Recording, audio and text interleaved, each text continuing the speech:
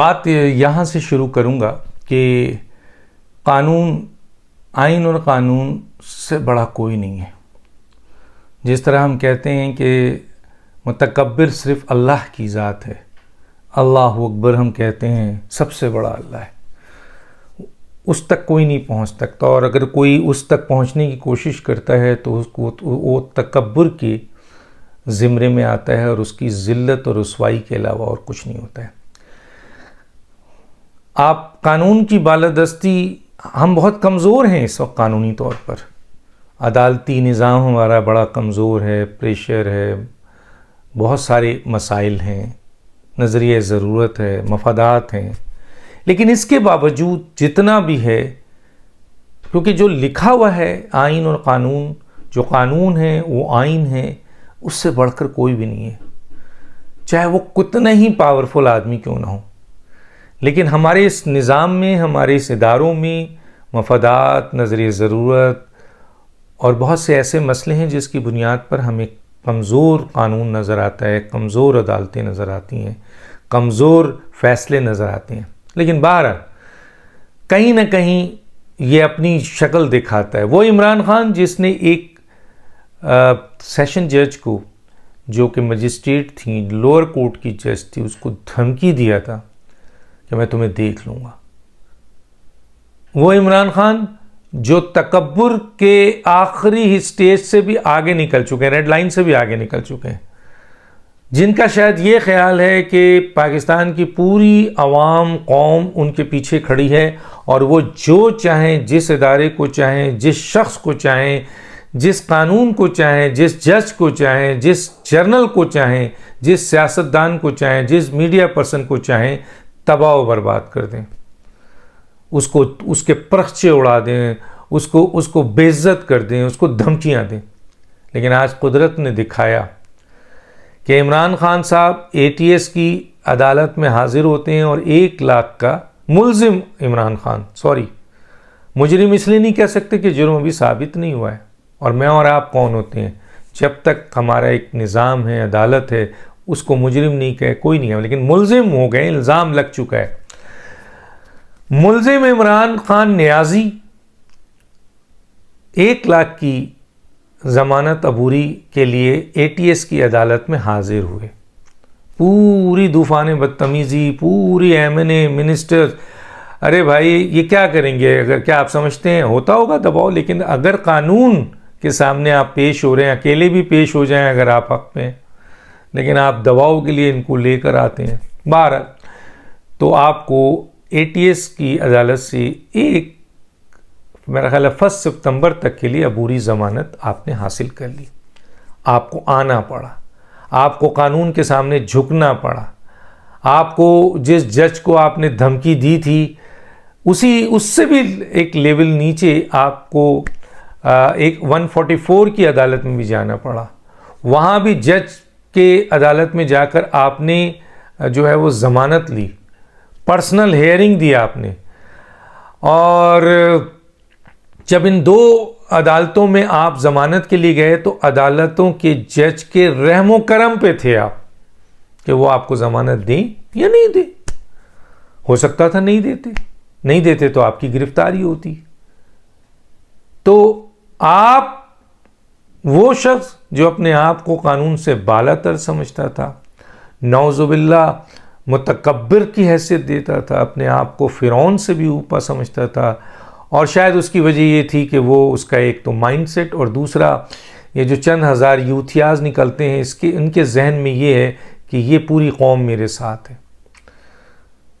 ہاں حکومت کی نالائقی ہوگی، ان کے لوگوں کی ہوگی، ان کے بہت سارے لوگوں کی ہوگی، مختلف پارٹیز کی ہوگی، لیکن اس کا مطلب یہ نہیں ہے کہ آپ پوری پاکستان کو ریپرزینٹ. اور دوسری بات یہ ہے کہ قانون اور آئین کو آپ عوامی طاقت سے، عوام سے، یا یوتھیاز سے، یا اپنے فینس کلب سے کنٹرول کریں گے تو یہ تو سامنے آ گیا. کل انہوں نے ایک اور دھمکی دے دی ہے کہ میں آخری کال دینے والا ہوں اس لیے کہ مجھے ٹیکنیکل ناک آؤٹ کیا جائے گا. ارے بھیا، ٹیکنیکل ناک آؤٹ اگر آپ کو پہلے سے پتا ہے کہ آپ کو کیا جائے گا تو نام لے لیں، مجھے کون ٹیکنیکل ناک آؤٹ کیا جا رہا ہے. اور پھر دوسری بات یہ ہے کہ جب یہ جملہ آپ کہتے ہیں تو کم از کم اپنی حرکتوں پہ تو توجہ دے دیں کہ جب آپ ججز کو دھمکی دیں گے اور توہین عدالت کریں گے اور اس بنیاد پہ آپ کی نااہلی ہوگی تو اس میں نہ پوزیشن کا قصور، نہ عوام کا قصور، نہ اسٹیبلشمنٹ کا قصور۔ اگر آپ الیکشن کمیشن کے چیف الیکشن کمیشن کو جو جج کی حیثیت رکھتا ہے اس کو دھمکی، تضییق اور تذلیل دیں گے تو وہ بھی توہین عدالت، اس میں بھی اگر آپ کی نااہلی ہوتی ہے تو پھر توشہ خانہ میں اگر آپ کی نااہلی ہوتی ہے تو اب وہ یہ کہہ رہے ہیں کہ مجھے ٹیکنیکل ناک آؤٹ کیا جا رہا ہے۔ ٹیکنیکل ناک آؤٹ کیا نہیں جا رہا، آپ ٹیکنیکل ناک آؤٹ کی جگہ خود پہنچ چکے ہیں، اپنے پاؤں پہ کلہاڑی مار چکے ہیں۔ اب عدالتوں کا کام ہے کہ انصاف کر دیں، اور انصاف ہوتا ہے تو یقیناً آپ نہیں بچیں گے۔ انصاف اگر ہوا، میرٹ پہ فیصلہ ہوا تو جو چیزیں سامنے ہیں اس کے تحت آپ بالکل نہیں بچیں گے۔ تو یہ کوئی کروا نہیں رہا ہے، یہ اللہ کی پکڑ ہے، اور آپ نے خود اپنے پاؤں سے کلہاڑی ماری ہے اپنے پاؤں پہ، تو زخمی تو ہوگا، خون تو نکلے گا۔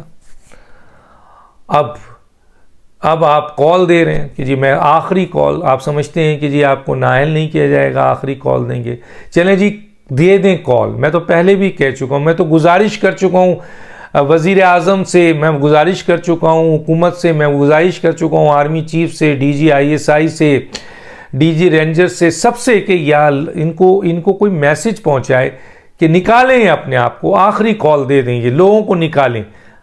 دنیا بھی تو دیکھے کہ پاکستان کے اندر قانون کے ادارے، آئینی ادارے، ریاستی ادارے، حکومتی ادارے آخر اتنے کمزور ہیں کہ یہ چند ہزار یوتھیاز کو نکال کر قتل بھی کریں کسی کو، ملک کے خلاف سازش بھی کریں، فوج کے خلاف سازش بھی کریں، قومی سلامتی کے خلاف سازش بھی کریں، بین الاقوامی ایجنڈوں کا کردار ادا کریں، اور آپ حلف توڑیں، آئین توڑیں، اور آپ کو کچھ نہیں کیا جائے کیونکہ آپ کے ساتھ لوگوں کا ایک گروہ ہے، اور آپ جو چاہیں کر لیں۔ تو اندازہ ہونا، پھر دیکھتے ہیں کہ رانا ثناء اللہ صاحب جو انٹیریئر منسٹر ہیں، یہ آخری کال پہ جو یہ نکالیں گے لوگوں کو، اور یہ آخری کال اس لیے لوگوں کو نکالیں گے کہ لوگوں کے ذریعے اب وہ قانون کو قانونی طریقے سے، انصاف کو انصاف کے طریقے سے عدالتوں اور قانونی اداروں میں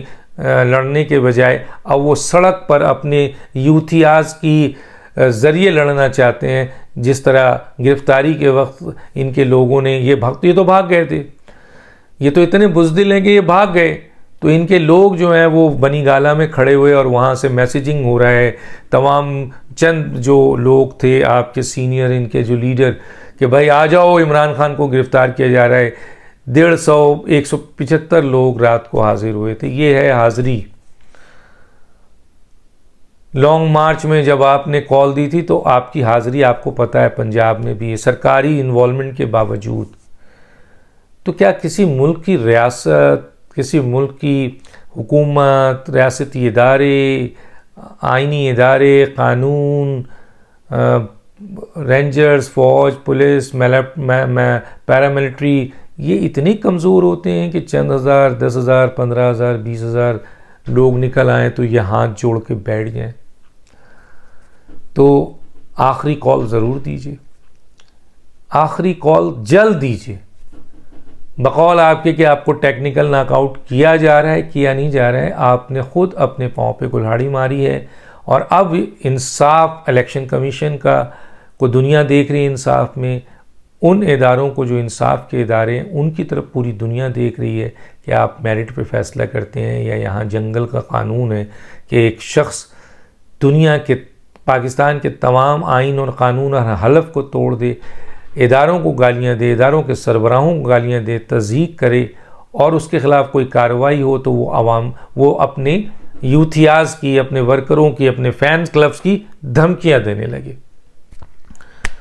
یا تو پھر یہ کر دیجئے، یا پھر بتائیے کہ جس طریقے سے آج ہوا ہے، قدرت نے دکھایا ہے کہ ATS عدالت، انسداد و دہشت گردی کی عدالت میں وہ فرعون حاضر ہوا اور رحم و کرم پہ تھا جج کے کہ ضمانت دیں یا ایرسٹ کا حکم دیں۔ وہ شخص A144 کے کیس میں ایڈیشنل سیشن جج کے پاس حاضر ہوا اور وہاں رحم و کرم پہ تھا جج کے. تو یہ ہے قانون. اور اب پھر کہ مجھے دھمکیاں تو باز نہیں ہے، لیکن قانون اپنا راستہ بنا چکا ہے. عمران خان گر چکے ہیں کسی صورت میں بچنے کے لیے. اب دیکھیں بچانے کے لیے بین الاقوامی ایجنٹس کئی کہتے تھے نا. حکیم سعید نے تو بہت عرصے پہلے کہہ دیا تھا، شاید 22 سال پہلے. ڈاکٹر اسرار احمد نے بھی کئی سال پہلے کہہ دیا تھا کہ یہ یہودی ایجنٹ ہیں. 1996 میں ان کو الیکشنز کے لیے گولڈ اسمتھ نے اربوں روپے دیے. کیوں دیے بھائی؟ الیکشنز میں آنے کے لیے. وہ گولڈ اسمتھ جو یہودیت کے حوالے سے اسرائیل کی آپ کے آئیڈیالوجی کو اور اس کے جو ڈائریکشنز ہے اس کو امپلیمنٹ کرنے کے لیے دنیا میں یہ پیسے خرچ کرتے ہیں یہ لوگ. میں نہیں کہہ رہا آپ نے ڈاکٹر اسرار احمد، ان کی بات تو جھوٹ نہیں ہو سکتی، حکیم سعید کی بات تو جھوٹ نہیں ہو سکتی. سارے لوگ کہتے تھے یہ یہودی، اب وہ ثابت بھی ہو گیا. اب دیکھیے جیسے ہی یہ قانون کی گرفت میں آئے ہیں، ایک طرف اسرائیل نے شور مچانا شروع کر دیا ہے، دوسرا اقوام متحدہ میں موجود ان کے ایجنٹ، اسرائیل کے ایجنٹ جو ہیں وہ بولنا شروع ہو گئے. ارے بھیا پاکستان میں اس سے بڑے بڑے واقعات ہوئے ہیں. تحریک لبیک کے لوگوں کو 24 لوگوں کو گولی مار دی عمران خان نے، شہید کر دیا، لیکن کسی نے نہیں بولا. سیاسی ورکروں آپ کے مریم نواز صاحبہ کو غیر قانونی طور پر ڈیتھ سیل میں ڈال دیا گیا، اقوام متحدہ نے کچھ نہیں بولا. نواز شریف کی حکومت کو چلتی ہوئی کو نکال کر ان کو جیل میں ڈال دیا گیا، اقوام متحدہ نے نہیں بولا. رانا ثناء اللہ کو، آصف زرداری کو، بے نظیر بھٹو کو صاحبہ کو مار دیا، کچھ نہیں بولا. دنیا میں انسانیت کے ساتھ جو ظلم ہو رہا ہے اقوام متحدہ نہیں بول رہا ہے. گجرات میں جو ہوا اقوام متحدہ کچھ نہیں بولا. سیام میں جو ہوا اقوام متحدہ کچھ نہیں بولا. کشمیر میں جو ہو رہا ہے اقوام متحدہ کچھ نہیں بولا. اور جو آپ کے لیبیا، مصر اور عراق میں ہوا وہاں کچھ نہیں بولا. آج ایک عمران خان کے لیے اسرائیلی جو ٹی وی ہے، یہ اسرائیلی میڈیا ہے، اقوام متحدہ میں جو موجود اسرائیلی ایجنٹ ہیں وہ شور کیوں مچا رہے ہیں؟ آخر امریکہ کا بھی تو بیان آیا نا کہ پاکستان ایک آزاد ملک ہے اور اس کی عدالتیں آزاد ہیں، اور جو بھی معاملات عدالت میں ہیں یہ ان کا اندرونی معاملہ ہے اور یہ ان کا آئینی اور قانونی معاملہ ہے. امریکہ نے بھی یہ جملہ کہا، لیکن وہ جو ایجنٹ ہیں وہ شور کیوں مچا رہے ہیں؟